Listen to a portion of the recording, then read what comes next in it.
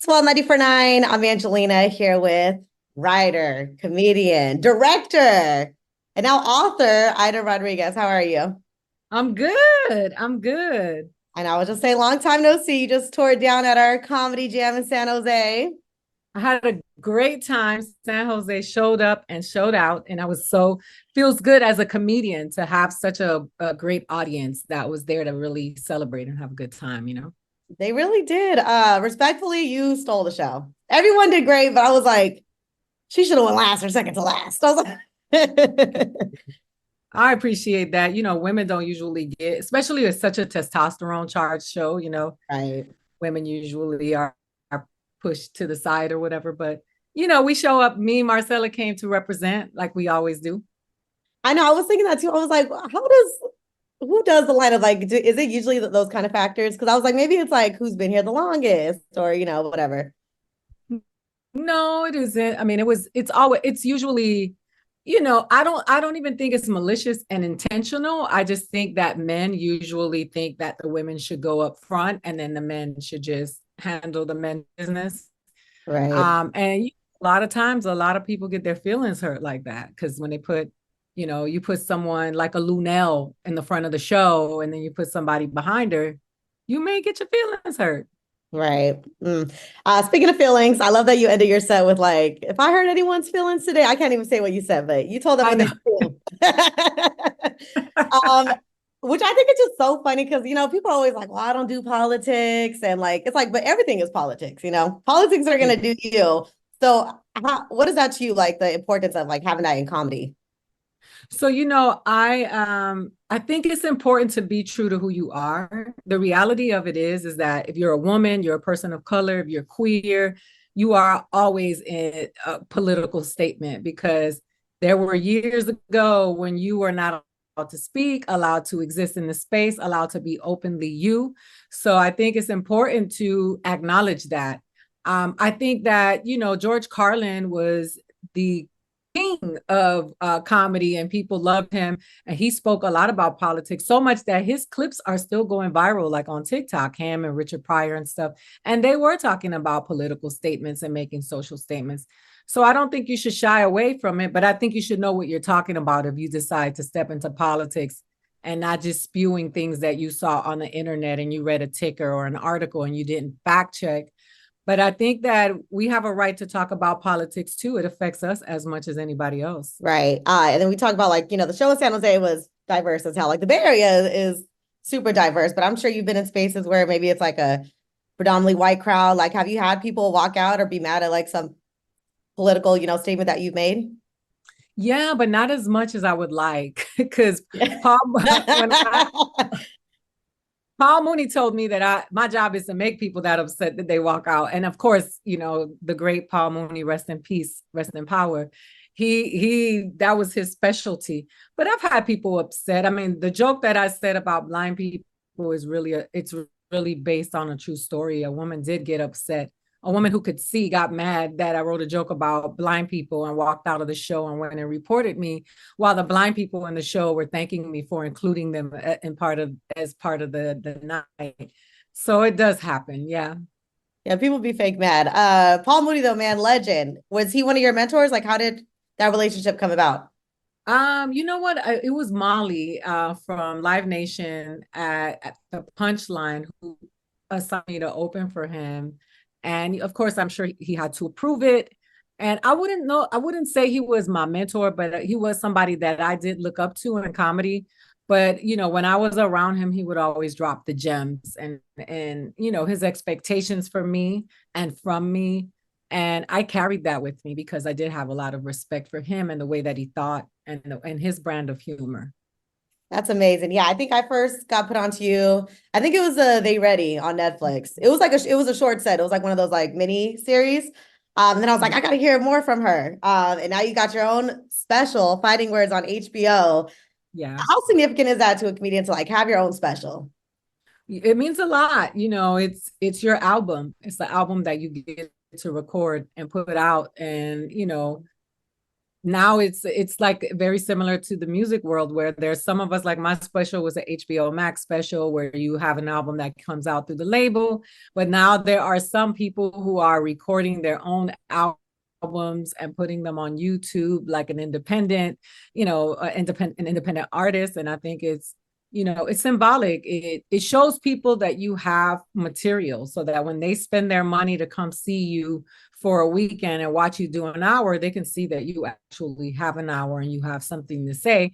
And they can also see what type of comedian you are to see if they want to come see you. You know what I mean? Like, Right. No, the HBO special, it's so great. It's so funny. How long in the making was that for you? so, for me, it was many years. I would say about 6 or 7 years in the making, from Last Comic Standing to actually do that special. That Last Comic Standing I did in 2014. I shot the special in 2021. So, it was about 7 years, I think. And I wouldn't have it any other way. I know people throw out specials, in 18 months, and they keep throwing out specials. I love the time when specials were special, where, just like any other artist, you would crave for them because you hadn't seen them in a while. And to know that they've been in the lab crafting and creating something unique and special to give to you is just a really good feeling. And yeah, so I was really excited about being able to do that special and doing it my way, because they gave me a lot of freedom to creatively, do. That's why I did the documentary at the end, which I had Nadia Hallgren directed, and she directed Michelle Obama's documentary. She's like an award-winning documentarian. So it was just dope, just being able to go to Puerto Rico, the Dominican Republic, take it back to the Bronx. It was just an offering of love and art that I was able to put together got together and just put it together, and it was just dope. So yeah, I was very proud of it and happy. Yeah, and I feel like it means more that way. Like I kind of like it better that way. I mean think like music side, I'm like, man, everyone gets documentary now. I'm like before you had to Yeah. like pass away or like have a big career. Now it's like this person just came out, they got a documentary on Amazon Prime. So Yeah, it's you cool don't that know like who they are. yeah, put in all that work. Your book, Legitimate Kid. I'm so happy you wrote Oh, this. I'm actually not finished. It's your comedy. I mean, you're telling your story, but in the comedy, there's punchlines, and there's not really punchlines in this book. There's parts that make me laugh, but I'm like, I thought like, oh, because it's a little shorter. I was like, I could go through this, and it's like there's some parts I gotta sit down and be like, okay, this is a lot. I gotta take this in. Um, I tell, appreciate tell that. me the name of the book first. Why you titled it that? So the book is called Legitimate Kid. I have my own copy right here on my desk, which I keep it here as well. And then it comes out tomorrow, actually in Spanish, Hija Legítima, because I wrote this before people that I wanted to be able to read it, and some of them don't speak English because I'm talking about a lot of things that happened in my community. Legitimate Kid is like it's a love letter to the hood, actually. And it wasn't written to be funny. So thank you for acknowledging that. That's how I know that people haven't read my book, because they're like, girl, it was so funny. And I'm like, you are either a psychopath or you didn't read my book. And the parts that maybe I was like, I probably shouldn't laugh at this, but it reminded me of something. Yeah, of course. But I mean, there are some laughing parts, but it is not, generally speaking, a comedy book. It's not your typical comedian book. It is an actual memoir. I took my creative license as an author to write my story, and I didn't want to be burdened by a punchline, because some of the things are heavy, and I wanted to give the respect that it deserves, not just to me, but to the other people who have experienced it. And I didn't want to like trivialize it by trying to make it funny. Like, some comedians will do that, and that's fine, but it's just not my style to be like, and then we lost our home in a fire. Boom, bunch. Like that Right. wasn't, it didn't fit for me. So I decided to just write my story my way. And it's a collection of essays about some of the things that happened in my life.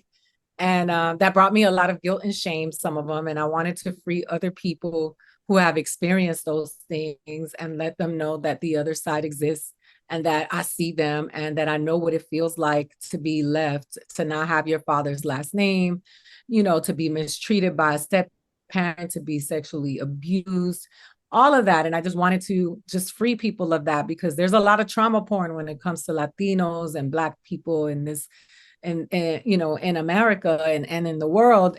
And sure, our stories are worthy of being told, but we also are entitled to having joy. And I wanted to make sure that people knew that my journey was not just about pain, but it was also about triumph. How hard was it for you to write it? Because like obviously you're being super vulnerable with It it was all. really Like, hard. yeah. It was hard. And you know, being able to tell the truth without demonizing my mom and my dad and making them the villains in my story, because I know that if I make somebody the villain in my story, then I make myself the victim. But, you know, just talking about those generational ills that keep going over and over again. And my mom being a very young mother, as was I, as was my grandmother. And just really being understanding why some of the things happened. Like I didn't want to just say my mom is a bad mom. She did this. My mom was a little girl when she had me, and a lot of bad things happened to her. And as a result of that, her decision making skills were not as solid as somebody who was had a fully developed brain when they became a parent. And so I wanted to give her grace. I wanted to tell my story, and I also wanted to say thank you for bringing me into this world, and I see you, and I understand, you know. I'm glad you said, because I was gonna say the main thing I really admired about this book is like the balance of empathy and accountability. Myself, like my parents, and like beyond, like I think there's either like it's either, oh man, it could be so much worse, so I'm never gonna say anything because I didn't have to deal with like something crazy, or it's I'm so mad at you, we can't even talk about this. So like I feel like Yeah. you found the perfect balance. How did you get to that point? Thank you. Therapy, Yeah. reading books. You know, I'm in therapy, but I've also been reading a lot of books. Um, Actually sitting down and talking to my mother, but more importantly, listening to her, just listening to her tell me her story and her sharing her journey with me was really important for me to create a space where it was safe for her to tell me some things that I never even knew. And just forgiving her and forgiving myself important for me. But there was a lot of work that went into. I read this book called You Can Heal Your Life by a woman named Louise Hay that was very impactful in my life. It's not so much a self-help book, but a book about how, you know, pain and trauma gets trapped in the body and causes illness. Like I committed myself to doing the work and reading about other people's stories, also learning that my mom was not unique in the situation. There are a lot of moms that did some of the things that my mom did and my father did because they didn't know any better. But I just wanted, you know, I wanted to be informed. So I did some work before I even sat down and talked to her. Yeah, and I like how you said like it's not, it is, your story is unique, but like you said, like there's so many stories like that. Like your Uncle Carlos reminds me of my Uncle Paul, and like, you know, your mom reminds me of my Aunt Rachel. Like, but I feel not just Latinos like getting trapped in a box in Hollywood. I feel Yep. like I'm getting older, they try to put you in a box with your trauma too. You know, it's either like Yeah. either a Mexican or Puerto Rican that knows how to speak Spanish, or you're not. And you're either Yeah. gonna do it Yeah. with the Mexican American experience, or you're gonna do it with I'm just saying that because I'm Mexican, you know, but whatever you are, it's Yeah. either it's so heavy on language when it's like this, Uh-huh. your book, it's like this is a lion experience. Yes. And it was written for everybody because of that. And, you know, the reality of it is we make a lot of, for example, things like language, which we like to hold precious, the Spanish language, which is not even our own language. And, you know, the truth is that we don't know our language because we've been colonized. And some of us do. There are people in Puerto Rico and Mexico, throughout Central America and Peru who still speak their native tongue that we would be so lucky to be exposed to. But you know, that whole weaponizing of something against each other, it's because our minds have been colonized and we just want to survive. And so if you don't speak Spanish, or if you're a little darker, or if you didn't grow up in the country, like all of that stuff, it just comes from, you know, colonization, and it's really harmful, and it's harmful to everybody. You know, white people suffer from it too, and it's just, unfortunately, it keeps us held back. And it's just, for me, it's like breaking through those chains and trying to figure out how do we move forward to for towards progress for the betterment of the people, and that's what I really want to focus on. Yeah, me and my friend were just talking about that because I mean I'm a no sabo kid for sure, and like for whatever reasons, and she isn't, and we're just saying like what we kind of both go through. But I'm like, at the end of the day, there's a white person that's gonna come up to both of us and be like, "Hola," like just we're like Yeah. two to like they just see us the same. So it's like we're fighting about this, and it's a bigger issue. So I love that you really put that all in this book. What is the main thing you want people to take away from your book? I want people to forgive themselves and to allow themselves the space to grow and to become their best, the best version of themselves in spite of all of the things that they've been through. A lot of us get trapped at a time where abuse happened, things happen to us, and we can't break through and we can't break out of that because we've been told so many lies about what those things mean in terms of who we are.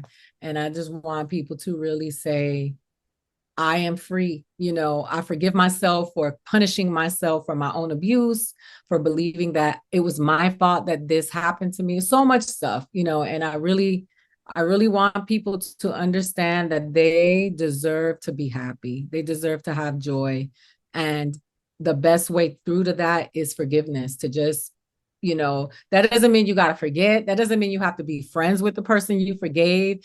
That doesn't mean you forget, you have to disregard yourself. It just means you allow yourself the freedom to say, that's over. And I'm moving forward and onward because it's a trap to stay angry, anger and tension causes disease in the body. There is scientific evidence that cancer is rooted in an emotional, foundation. So it's important to be able to say, I got to let this go for me, because forgiveness is the greatest self-care. It's the Right. greatest form of self-care. Doing it for yourself. So everyone go get Legitimate Kid, read it. It's not just like, exactly, it's therapy if you want to feel seen, if you want to laugh a little bit. It's amazing. I know I don't have you for much long, but I do want to bring something up. So I talked to Marcela Arguello and I was tripping out because she was like, oh, Ida actually directed my special. And then I found out you also directed Ralph Barboza's, who's like, he is blowing up his first one. How did you get into directing? Like, when did that come in your career? And like, what does that mean to you? Oh, it means the world. Actually, the producer of the specials, his name is Edwin Lacona. He was the one that was like, do you want to direct? And I've always wanted to direct. And he was like, so let's direct, let's do it. And he gave me the opportunity and gave me the freedom. I was able to direct Marcella's, Ian Lara's, and Ralph Barboza, and Gwen LaRocca. And it was great because I know I had just done my own special. I know what you're going through as a comedian and what you feel like you need. And so just to be there for them and be able to be a vessel to help them go through so that they can get their vision and their art and their comedy out was just one of the best feelings in the world. I Donald Glover is my hero. He is the person that I look to, as he's an artist, Childish Gambino, but he's a director. He created Atlanta. In Atlanta, he created all these superstars because he made way for other people, which makes his star shine brighter. And that's the type of career that I have always aspired to have. I've been doing this for years. I made a movie in 2007 and I put like 20 comedians in it. I do believe that, you can shine while other people shine at the same time. So for me, it was just one of the best things I ever did. And it also gave me perspective behind the camera so that when I do my next special, I have this 360 kind of view of what it is now, because now I know the other side.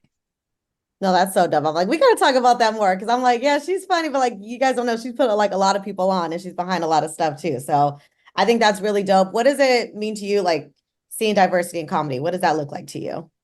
It looks like the real world, right? Like it looks like everybody was singing the praises of essential workers during COVID. And they were like, oh, we love you people. Those are the people that get ignored every day. And a lot of those people are Black and brown that work at the grocery stores, that clean your houses, that, work on your roofs and all of that stuff.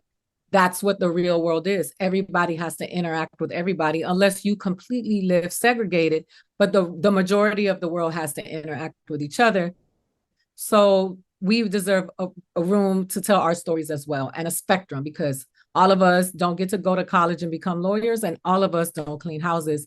And we deserve to tell all the stories from one point to the other without excluding anybody. So it means a lot. I know we have a long way to go, and this industry is like could feel defeating, but I hope you just keep doing what you're doing. You too. So what is next for you? I'm currently on tour. I start promoting my book in Spanish tomorrow. And then, I'm developing some television stuff with some really good buyers and some good networks. So I'm really excited about that. And I am gonna write another book, and I'm gonna do some acting. And acting is, I just did a movie in January that I can't talk about yet, but I'm excited about it. It's a really dope story. And I'm getting ready, to do my acting because that's what I moved to California for. So that's where I'm going to be focused a lot this year. I'm excited. Well, I'm gonna force my whole family to read this book. Everyone needs to go get it. I'm excited you're working on another one. Where could fans follow you, find you? So go to funnyaida.com, funnyaida.com, and then you can find me I'm on TikTok, YouTube, Facebook, and Instagram. I'm not on X. I refuse to support that platform, but you can find me on those places. Not that the other ones are any better, but that one I drew the line there. But and at funnyaida.com, you can also see where I'm touring, how to pick up the book, how to get tickets for my shows. And, I'm excited because I'm headed to New York this weekend, and I'm going to be at South by Southwest on Monday doing a show with Orlando Leyba and some other great comedians that I'm very excited about. So just, grinding, keeping my head down and doing the work. Never not working. I appreciate you sitting down and talking with us, though. And when you come back to the Bay, you got to come to the station. I'll be here. I'll be there in September. I'll be at the San Jose Improv. So I will definitely come to the station before those shows. All right. I'll be bugging you. You don't have to. Thanks so much. Have a good one. You too, Ma.